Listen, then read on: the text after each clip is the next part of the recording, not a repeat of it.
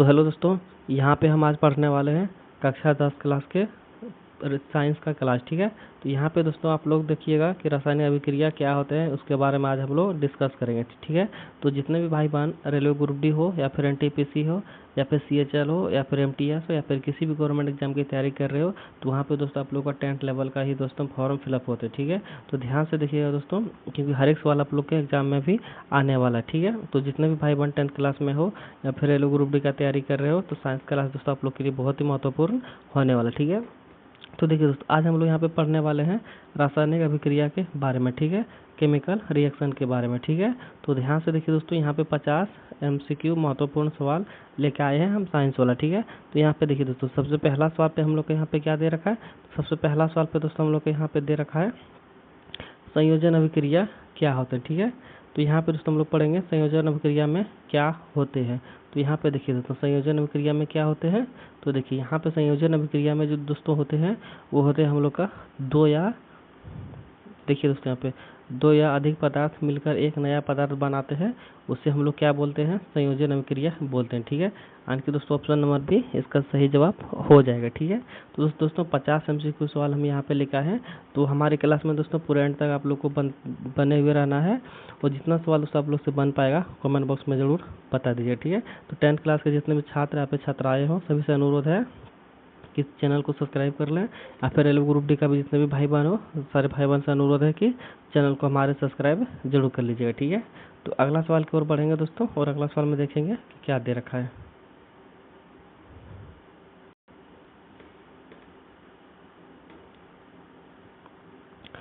तो दोस्तों अगला सवाल पे आ गया, और अगला सवाल में दे रखा है निम्नलिखित में से कौन सी संयोजन अभिक्रिया का उदाहरण है। ठीक है, तो यहाँ पे दोस्तों आप लोग देखेंगे कि ऑप्शन नंबर 20 का सही जवाब हो जा रहा है। ठीक है, 2H2 प्लस O2 बराबर क्या बनता है दोस्तों, यहाँ पे 2H2O बन जाता है। ठीक है, इनका ऑप्शन नंबर बी इसका सही जवाब हो जाएगा। निम्नलिखित में से कौन सी संयोजन अभिक्रिया है, तो ऑप्शन नंबर 20 का सही जवाब हो जाएगा।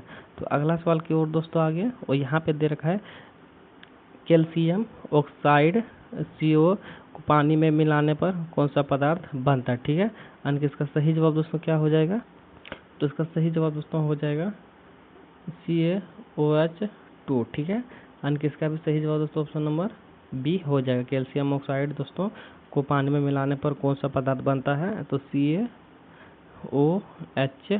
दोस्तों बन जाएगा। ठीक है, तो सारे बच्चे ध्यान से देखिएगा, क्योंकि यह सवाल आप लोग का 10th क्लास का ये सवाल यहाँ पे हम कवर किया हूँ। ठीक है, तो दोस्तों अगला सवाल में आ गया, और यहाँ पे दे रखा अपघटन अभिक्रियाएं क्या है। ठीक है, यानी कि दोस्तों अपघटन अभिक्रियाएं क्या है। ठीक है, तो इसका सही जवाब दोस्तों क्या हो जाएगा, तो इसका सही जवाब हो जाएगा एक पदार्थ टूटकर दो या अधिक नए पदार्थ बनते हैं, उसे हम लोग अपघटन अभिक्रिया बोलते हैं। ठीक है, तो ध्यान से देखिएगा दोस्तों सारे सवाल को, क्योंकि यही सब सवाल दोस्तों आप लोग के एग्जाम में भी पूछे जाने वाले हैं, और क्योंकि यहाँ पे 10th लेवल का ही दोस्तों यहाँ पे हम साइंस कवर किया हूँ। ठीक है, तो यहाँ पे देखिए दोस्तों, यहाँ पे क्या दे रखा है, निम्नलिखित में से कौन सी अभिक्रियाएं अपघटन है। ठीक है, तो इसका भी सही जवाब दोस्तों हो जाएगा ऑप्शन नंबर बी 2KClO3। ठीक है, 2KCl CIA, ठीक है, सॉरी CIA दोस्तों प्लस 3O2, इसका अभिक्रिया है दोस्तों ऑप्शन नंबर बी सही जवाब हो जाएगा। ठीक है,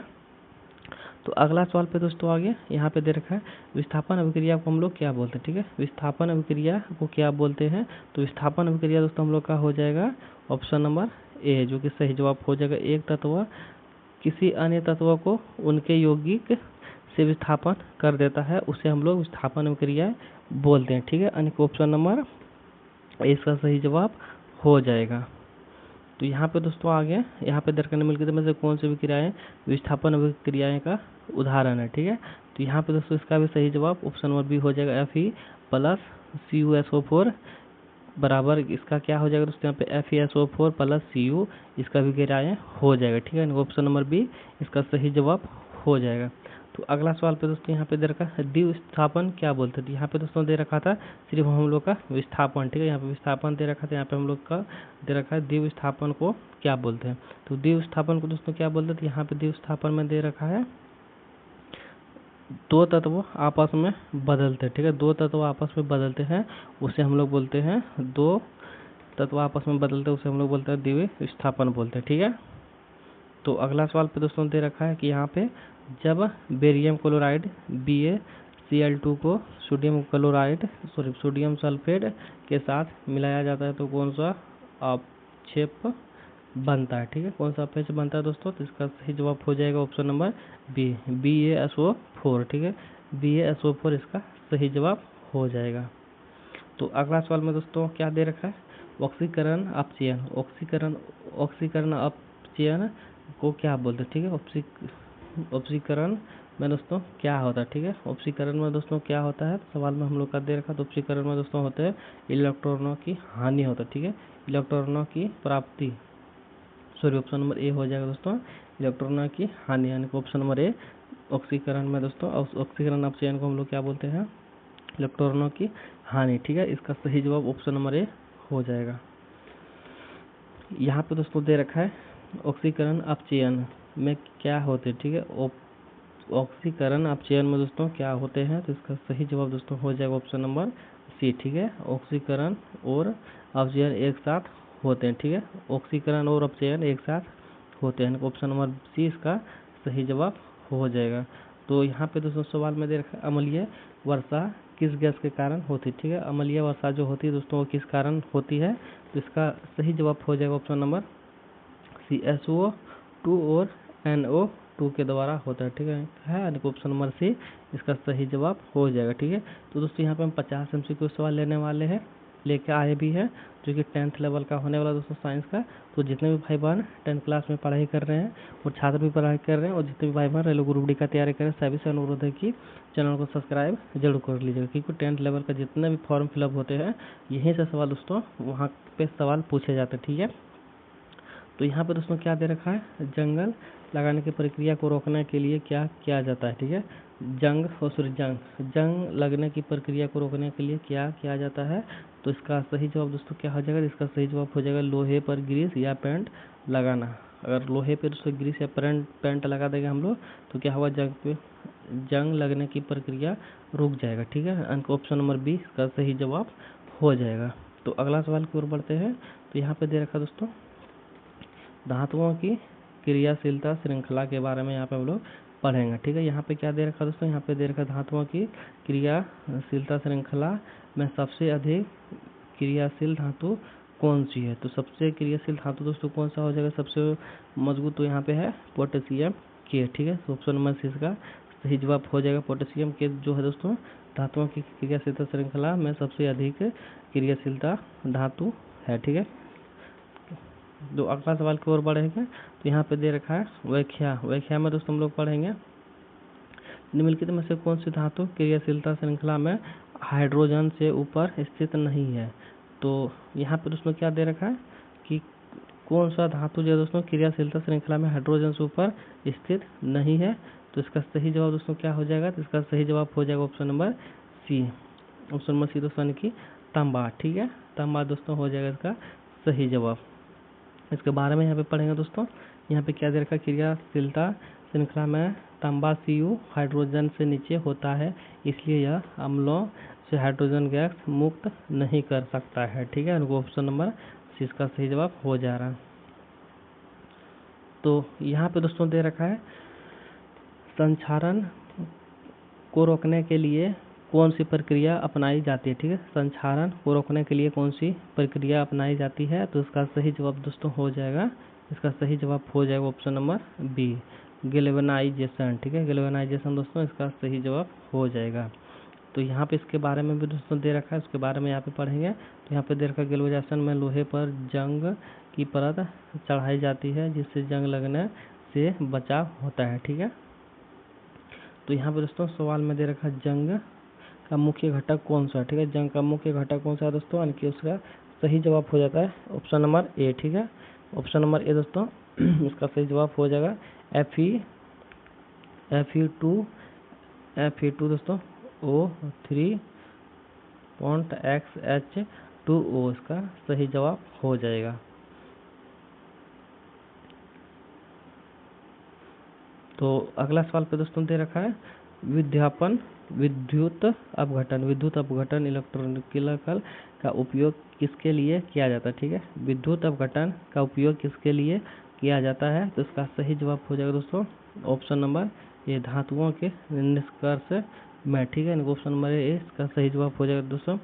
विद्युत अपघटन का उपयोग किसके लिए किया जाता है? तो धातुओं के निष्कर्षण के लिए किया जाता है, ठीक है।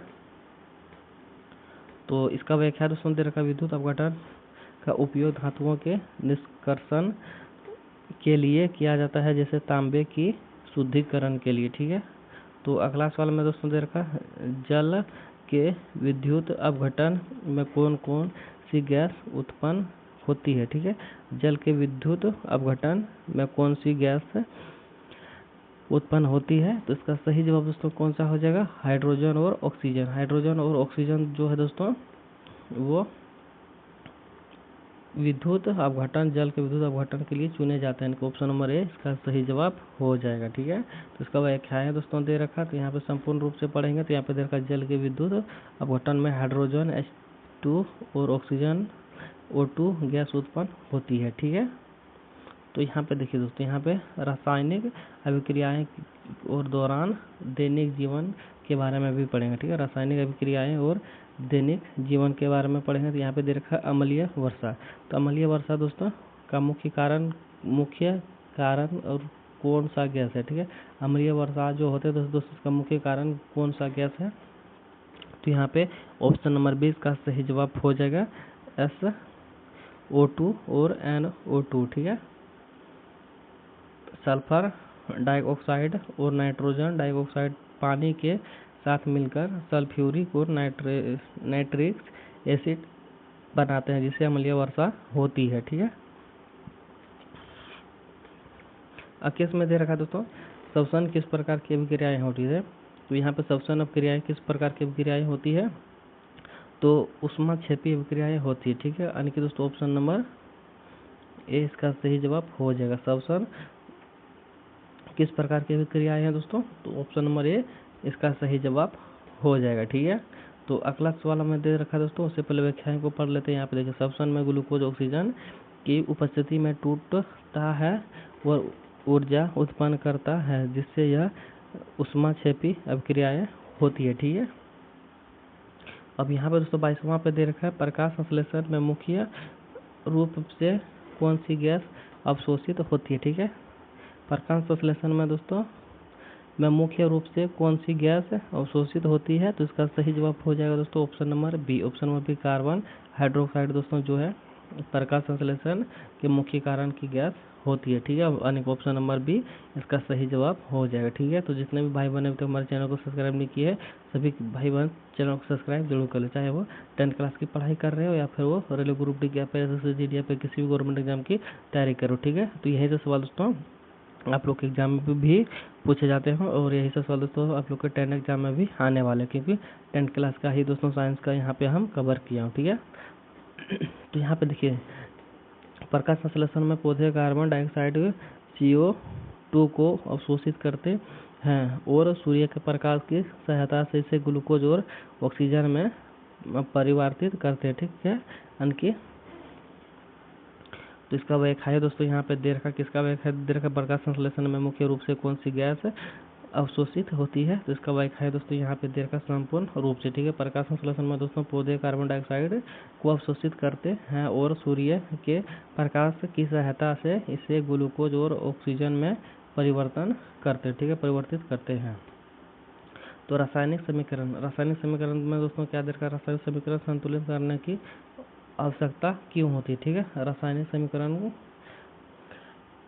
देखिए, रासायनिक समीकरण संतुलित करने की आवश्यकताएं क्यों होती है, तो इसके बारे में विस्तार रूप से पढ़ेंगे दोस्तों। तो यहाँ पे देखिए, इसका सही जवाब दोस्तों ऑप्शन नंबर बी हो जाएगा। सही नंबर ऑप्शन नंबर बी हो जाएगा दोस्तों। देखिए यहाँ पे रासायनिक अभिक्रियाएं संतुलित करने की आवश्यकता क्यों होती है? तो यहाँ पे देखिए, ताकि पदार्थ संरक्षण का नियम बना रहे, ठीक है, पदार्थ संरक्षण का नियम बना रहे, इसलिए ऑप्शन नंबर 20 का सही जवाब हो जाएगा। इसका व्याख्या दोस्तों पढ़ेंगे। व्याख्या में यहाँ दे रखा है कि देखिए, रासायनिक समीकरण संतुलित करने से यह सुनिश्चित होता है कि अभिक्रियाएं में संलेपित पदार्थ के परमाणुओं की संख्या दोनों पक्षों में समान बनी रहे, जो पदार्थ संरक्षण के नियम का पालन करता है, ठीक है।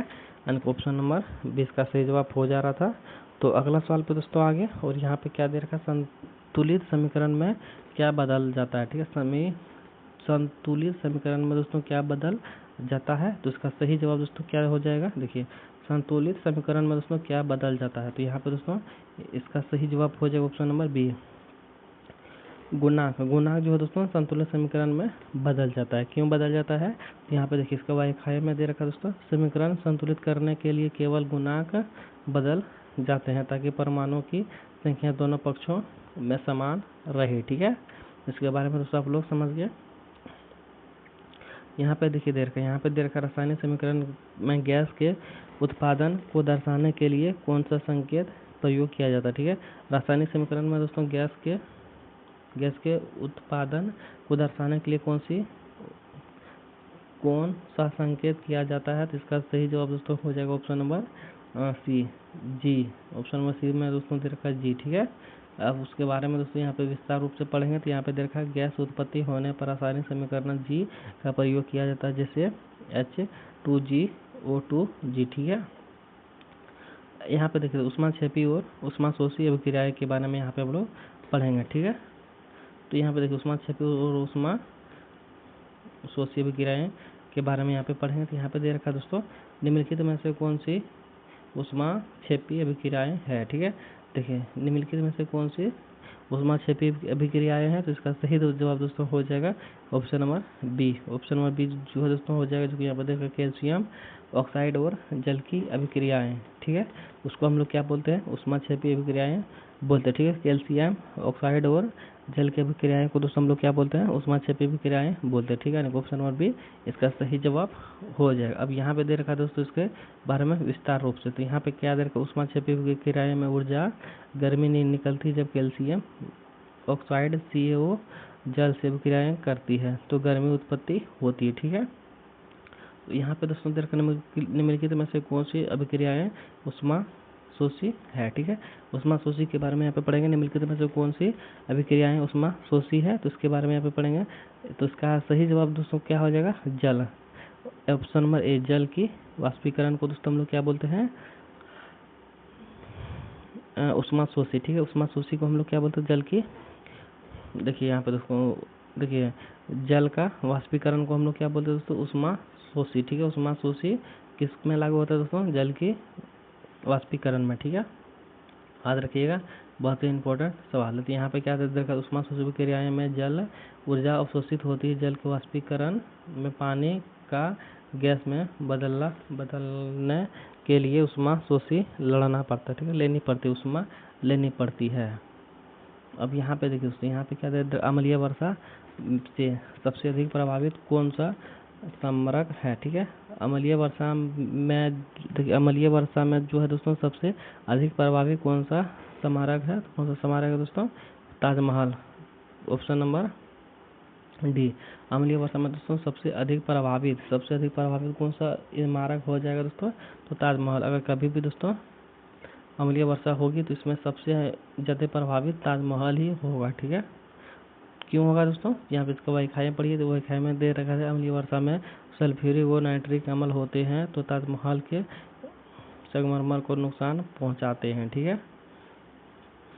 अम्लीय वर्षा में दोस्तों मुख्य रूप से कौन सी गैस शामिल होती है, ठीक है। अम्लीय वर्षा में दोस्तों मुख्य रूप से कौन सी गैस शामिल होती है, तो ऑप्शन नंबर 20 का सही जवाब हो जाएगा, ठीक है।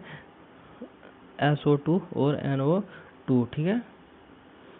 यहाँ पे देखिए दोस्तों, यहाँ पे पढ़ेंगे कि सल्फर डाइऑक्साइड CO2 और नाइट्रोजन हाइड्रोजन NO2 पानी के साथ मिलकर अम्लीय वर्षा करते हैं, ठीक है। प्रकाश संश्लेषण में दोस्तों यहाँ पे क्या दे रखा है, प्रकाश संश्लेषण में दोस्तों दे रखा है मुख्य रूप से कौन सी गैस अवशोषित होती है, ठीक है। प्रकाश संश्लेषण में दोस्तों मुख्य रूप से कौन सी गैस अवशोषित होती है, तो इसका सही जवाब हो जाएगा दोस्तों option number B, carbon dioxide CO2, ठीक है, CO2। यानी कि दोस्तों प्रकाश संश्लेषण में कौन सी गैस मुख्य रूप से अवशोषित है, तो कार्बन डाइऑक्साइड, यानी कि ऑप्शन नंबर 20 का सही जवाब हो जाएगा। यहाँ पे इसके बारे में पढ़ेंगे दोस्तों, यहाँ पे देखा पौधे कार्बन डाइऑक्साइड CO2 को अवशोषित करते हैं और सूर्य के प्रकाश की सहायता से इस ग्लूकोज और ऑक्सीजन में परिवर्तन करते हैं, ठीक है, परिवर्तित करते हैं। तो उस अगला सवाल में दोस्तों यहाँ पे विद्युत अपघटन। विद्युत अपघटन में दोस्तों क्या दे रखा है, जल के विद्युत अपघटन में कौन सी गैस उत्पन्न होती है, ठीक है। जल के विद्युत अपघटन में दोस्तों कौन सी गैस उत्पन्न होती है, तो इसका सही जवाब दोस्तों हो जाएगा ऑप्शन नंबर ए, ठीक है। ऑप्शन नंबर ए दोस्तों इसका सही जवाब हो जाएगा हाइड्रोजन और ऑक्सीजन, ठीक है। देखिए जल के विद्युत अपघटन में हाइड्रोजन और ऑक्सीजन गैस उत्पन्न होती है, ठीक है। अब यहाँ पे देखिए यहाँ पे देखा दोस्तों जल के विद्युत अपघटन में कैथोड पर कौन सी गैस एकत्रित होती है, तो इसका सही जवाब दोस्तों हो जाएगा ऑप्शन नंबर बी, हाइड्रोजन, ठीक है। हाइड्रोजन जो दोस्तों जल के विद्युत अपघटन में कैथोड पर गैस एकत्रित होती है, ठीक है। जो कैथोड पर धान्याय जमा होते हैं, इसलिए हाइड्रोजन गैस H2 उत्पन्न होती है, ठीक है। अब यहाँ पे दोस्तों देर का श्वसन में कौन सा प्रमुख यौगिक टूटता है, ठीक है। श्वसन में दोस्तों कौन सा प्रमुख यौगिक टूटता है, तो इसका सही जवाब हो जाएगा ऑप्शन नंबर बी, ग्लूकोज, ठीक है। ग्लूकोज टूट जाता है, तो श्वसन में दोस्तों ग्लूकोज CaH12O6 से टूटकर ऊर्जा उत्पन्न करता है, ठीक है। तो अगला सवाल में दोस्तों दे रखा श्वसन किस प्रकार की विक्रिया है, ठीक है। श्वसन किस प्रकार की विक्रिया है दोस्तों, तो ऊष्मा क्षेपी इनको ऑप्शन नंबर ए। श्वसन किस प्रकार की विक्रिया है दोस्तों, तो ऑप्शन नंबर ए इसका सही जवाब हो जाएगा ऊष्मा क्षेपी, ठीक है। श्वसन किस प्रकार की विक्रिया है दोस्तों, तो ऊष्मा क्षेपी विक्रिया है, ऑप्शन नंबर इसका सही जवाब हो जाएगा। श्वसन में ग्लूकोज ऊर्जा उत्पन्न करता है, जिससे यह ऊष्मा क्षेपी अभिक्रियाएं कहलाता है, ठीक है। तो धातुओं की क्रिया, तो देखिए क्रियाशीलता श्रृंखला में सबसे अधिक क्रियाशीलता धातु कौन सा है, तो पोटेशियम यानी कि के। देखिए दोस्तों क्रियाशीलता में श्रृंखला में सबसे अधिकतम क्रियाशील धातु कौन सी है, तो पोटेशियम है दोस्तों। जो इससे ज़्यादा मजबूत कोई भी धातु नहीं हो जाता है, ठीक है। तो यहाँ पे देखिए यहाँ पे देखा क्रियाशीलता श्रृंखला में पोटेशियम की सबसे अधिक क्रियाशीलता धातु होती है, ठीक है। यानी कि सबसे मजबूत धातु दोस्तों कौन सा होता है, तो पोटेशियम ही होता है। यहाँ पे दे रखा है दोस्तों निम्नलिखित में से कौन सी धातु क्रियाशीलता श्रृंखला में हाइड्रोजन से नीचे स्थित है, तो हाइड्रोजन से नीचे जो स्थित है दोस्तों वो हो जाते हैं ऑप्शन नंबर सी, तांबा, ठीक है।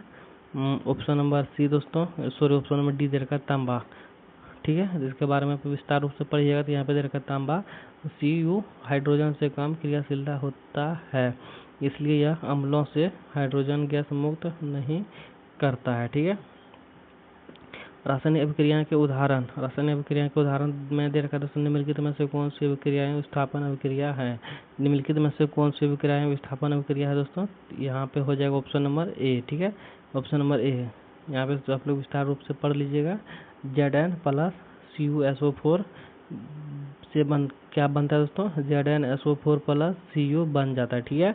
तो यह विस्थापन अभिक्रिया है क्योंकि जिंक ने तांबे को उनके यौगिक से विस्थापन कर दिया, ठीक है। तो यहाँ पर अगला सवाल में तो दोस्तों देर का जब चूने का पानी CO2 के संपर्क में आता है तो क्या बनता है, दोस्तों ऑप्शन नंबर बी, यानी कि बन जाता है CO3 बन जाता है जब चूने का पानी CO2 के संपर्क में आता है तो क्या बनता है, तो ऑप्शन नंबर बी इसका सही जवाब हो जाएगा, ठीक है। तो चलिए अगला सवाल की ओर बढ़ते हैं। जंग लगना अभिक्रियाएं पढ़ेंगे दोस्तों। यहाँ पे लोहे में जंग किस कारण लगती है, ठीक है। लोहे में जो है दोस्तों जंग किस कारण लगती है, तो इसका सही जवाब हो जाएगा ऑप्शन नंबर ए। तो ऑक्सीजन और पानी से दोस्तों क्या होता है, लोहे में जंग लग जाता है, ठीक है। लोहे में जंग लगने का कारण होता है दोस्तों ऑक्सीजन और पानी। तो यहाँ पर व्याख्याएं पढ़ेंगे दोस्तों। यहाँ पे देखकर लोहे में ऑक्सीजन और पानी के संपर्क में आने से जंग लग जाता है, ठीक है। तो यहाँ देखिए जंग का रासायनिक सूत्र क्या है, दोस्तों, ऑप्शन नंबर ए इसका सही जवाब हो जाएगा Fe2O3 XH2O, ठीक है। जंग का रासायनिक नाम हाइड्रोजन फेरिक ऑक्साइड है, याद रखिएगा। यहाँ पे देखा दोस्तों संरक्षण और रोकथाम। तो यहाँ पे देखा संरक्षण और रोकथाम के लिए दोस्तों कौन सी विधि अपनाई जाती है? तो इसका सही संरक्षण के लिए दोस्तों कौन सा विधि अपनाई जाती है रोकथाम के लिए? तो इसका सही जवाब हो जाएगा ऑप्शन नंबर बी, लोहे पर ग्रीस या पेंट लगाना। तो अगर लोहे पर दोस्तों ग्रीस या पेंट लगा देंगे तो हम लोग के लोहे में जंग नहीं लगेगा। ठीक है, देखिए संरक्षण रोकने के लिए गैल्वेनाइजेशन, ग्रीस, पेंट और ऑयलिंग का प्रयोग किया जाता है। ठीक है, देखिए ऑप्शन नंबर यहाँ पे दे रखा है दोस्तों सवाल में, निम्नलिखित में से कौन सा पदार्थ संरक्षण से प्रभावित नहीं है? ठीक है, निम्नलिखित में से कौन सा पदार्थ संरक्षण से प्रभावित नहीं होता है? तो option number D, plastic. Plastic जो है दोस्तों जंग नहीं लगता। ठीक है, तो प्लास्टिक मुक्त है दोस्तों, प्रभावी नहीं होते हैं। निम्नलिखित में से कौन सा पदार्थ संरक्षण में प्रभावी नहीं होता? तो ऑप्शन नंबर डी, प्लास्टिक हो जाएगा। ठीक है, बाकी सभी में जंग लग सकता है। ठीक है, देखिए यहाँ पर रासायनिक अभिक्रिया के दौरान कौन सी संकेत प्रभावित को दर्शाता है? तो यहाँ पे उपयोग सभी। रासायनिक अभिक्रिया के दौरान दोस्तों कौन सा सांकेतिक परिवर्तन दर्शाती है? तो इसका सही जवाब दोस्तों क्या हो जाएगा? रंग में परिवर्तन, गैस का उत्पादन या फिर तापमान में परिवर्तन। तो इसका सही जवाब दोस्तों हो जाएगा ऑप्शन नंबर डी। ठीक है, ऑप्शन नंबर डी जो है दोस्तों सही जवाब हो जाएगा। देखिए यहाँ पे रासायनिक अभिक्रियाएं में जंग परिवर्तन गैस उत्पादन, तापमान में वृद्धि या कमी और अवक्षेपित हो सकता है। ठीक है, यहाँ पे देखिए अगला सवाल में दोस्तों दे रखा है अवक्षेपण अभिक्रियाएं। दोस्तों अवक्षेपण अभिक्रियाएं में क्या होता है? तो अवक्षेपण अभिक्रियाएं में दोस्तों क्या होता है? तो अवक्षेपण अभिक्रिया में दोस्तों होता है ठोस अवक्षेपण बनता है। ठीक है, ठोस अवक्षेपण बनता है, यानी कि ऑप्शन नंबर सी इसका सही जवाब हो जाएगा। दैनिक जीवन में रासायनिक अभिक्रियाएं। ठीक है, दैनिक जीवन में तो दोस्तों रासायनिक अभिक्रियाएं में पढ़ेंगे। तो यहाँ पे देखिए खट्टे फलों के साथ धातुओं के संपर्क में कौन सा गैस उत्पन्न होती है? ठीक है, खट्टे फलों में जो है दोस्तों कौन सा धातुओं के संपर्क में कौन सा गैस उत्पन्न होती है? तो इसका सही जवाब दोस्तों हो जाएगा ऑप्शन नंबर ए, हाइड्रोजन। ठीक है, खट्टे फलों में दोस्तों अम्ल एसिड होते हैं जो धातुओं के साथ क्रियाएं कर हाइड्रोजन गैस उत्पन्न करती है। ठीक है, देखिए दही जमने की प्रक्रिया किस प्रकार की रासायनिक अभिक्रियाएं हैं? तो दही जो जम जाता है दोस्तों वो रासायनिक अभिक्रियाएं। ठीक है, यानी कि ऑप्शन नंबर बी इसका सही जवाब हो जाएगा। देखिए यहाँ पे देखा दही जमना रासायनिक परिवर्तन है क्योंकि इसमें इलेक्ट्रिक एसिड बनता है जिससे दूध का स्वरूप बदल जाता है। ठीक है, देखिए एलपीजी गैस जलने पर कौन सी गैस उत्पत्ति होती है? तो कार्बन डाइऑक्साइड। ठीक है, देखिए रासायनिक रसोई गैस में जो है दोस्तों एलपीजी गैस जो हम लोग जलाते हैं उसका जो उत्पत्ति होती है गैस का नाम क्या है दोस्तों? Carbon dioxide. ठीक है,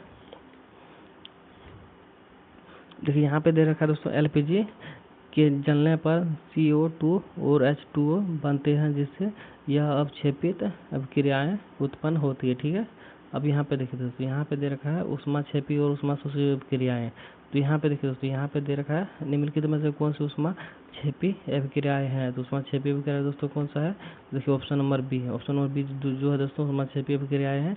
यहाँ पे क्या दे रखा है? कैल्शियम ऑक्साइड का जल से अभिक्रियाएं करना, उसको हम लोग क्या बोलते हैं? ऊष्माक्षेपी अभिक्रियाएं बोलते हैं। ठीक है, अब देखिए यहाँ पे दोस्तों क्या दे रखा है? कैल्शियम ऑक्साइड जल से अभिक्रियाएं कर कैल्शियम हाइड्रोक्साइड बनाता है और ऊष्मा उत्पत्ति होती है। ठीक है, अब यहाँ पे 49 नंबर में दे रखा है दोस्तों निम्नलिखित में से कौन सी ऊष्माशोषी अभिक्रियाएं हैं? तो ऊष्माशोषी अभिक्रिया दोस्तों अमोनियम क्लोराइड का जल में घुलना, उसको हम लोग क्या बोलते हैं? ऊष्माशोषी अभिक्रियाएं बोलते हैं। ठीक है, यहाँ पे देखा दोस्तों ऊष्माशोषी अभिक्रियाएं में ऊर्जा अवशोषित होती है। ठीक है, उससे हम लोग क्या बोलते हैं? अमोनिया क्लोराइड पानी में घुलना। देखिए यहाँ पे कौन सी गैस ऊर्जा अवशोषित करती है? कौन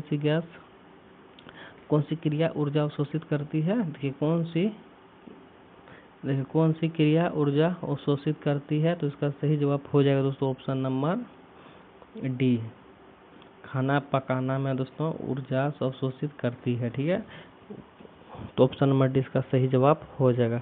तो 50 सवाल दोस्तों लेकर आए थे, 50 सवाल हम लोग का हो चुका। तो जितने भी भाई बहन 10 क्लास के हैं तो चैनल को सब्सक्राइब जरूर कर लीजिएगा और रेलवे ग्रुप डी का में जितने भी भाई बहन फॉर्म फिलअप किए हैं सभी लोग इस चैनल को सब्सक्राइब कर लीजिए, क्योंकि यही सब सवाल आप लोग के एग्जाम में पूछे जाएंगे 10th लेवल का ही। ठीक है, तो चलिए क्लास को यहीं पे